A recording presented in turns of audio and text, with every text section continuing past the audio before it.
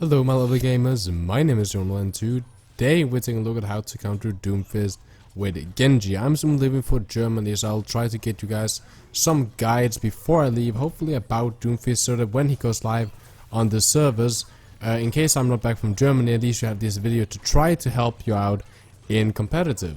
So with no further ado, let's just jump into it. Now what you want to be aware of with Doomfist is his one-tap capabilities, his right-click, his Doomfist ability, which is the most scary thing. So when you're going up against Doomfist, what you really want to do, you always want to keep a line of sight of him. You also want to make sure that you actually can hear stuff. So if you're blasting music through your headphones, this might be a bad idea, because you can hear his charge quite easily if you have a decent headset on. Now what you want to make sure is that you don't double jump too much. Double jumping is really nice with Genji, but if you see that the Doomfist is about to charge, or if you see that the Doomfist and you're kind of going on at a 1v1, you're kind of going into that engagement with each other, you want to make sure that you're not double jumping too much or making yourself a too predictable target, since his right click is fairly easy to land for a skilled player. So that's one of the most important things to do.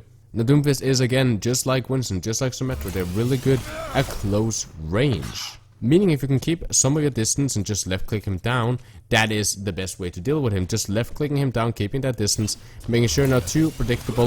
If you can stay on high ground, that's really good for you, because it's so predictable. If you want to go on high ground, first he has to uppercut, maybe he has to slam or use his Doomfist ability to get up to you, and the uppercut ability makes him a very easy target to land some good shots on.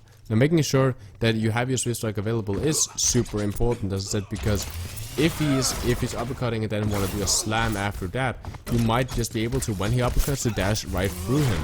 Making sure, of course, that you create some distance. Keeping him distant is the easiest way. Taking some high grounds, making some good angles for yourself is the easiest thing, and not moving at a predictable pattern like you do normally when you start double jumping a lot. Wall climbing can work well because you can keep this high ground distance. Just make sure that if you start wall climbing a lot to get a huge altitude and then you're dropping down, you're super predictable where you're gonna land. So just like if a Doomfist sees a Winston leap, he can predict where you land and then charge his fist and then one tap you, or deal still insane amount of damage to you. So what you want to make sure is, if that is you're doing that, then you might want to have your dash ready, so you climb up there, you start shooting at him. When you fall down, you might do damage, you might not, but at least when you're about to land and he's charging his fist, you dash in a direction, not towards him because you might get one tap, but dash around somewhere to make sure that nothing bullshit happens. Maybe even back to a team. In general, that's the easiest way to deal with Doom. Just kite the guy. Just make sure that you kite the guy. Don't stay too predictable if he's about to use his right click, and keep your distance. Now some people might ask, what about deflect? And deflect works really great against Doomfist in close range, where he's using his shotgun, his primary fire. There, your deflect is super easy, super good. However, it's not gonna work against his slam ability, against his uppercut ability, and stuff like that.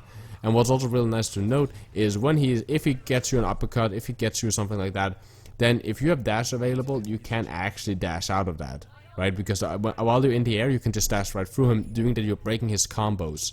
So that's very important to have with you. Therefore, again, make sure you don't waste your Swift Strike. I actually made a Genji guide on how to use Swift Strike. There's a link to that down in the description if you're more interested in knowing more about your Swift Strike usage. Besides that, guys, my name is Jonal. I hope you guys enjoyed. If you did, then press like. If you dislike, then press dislike. Subscribe if you're new, it really helps the channel. Drop down what you want to see in future content. If you have any questions or anything you want to add, and drop them down in the comments. It really means a lot to me. And join the Discord community if you want to be more active with the rest of the community. It's a really great place to be, to get help. I'm also there from time to time. You can also submit your coaching videos there.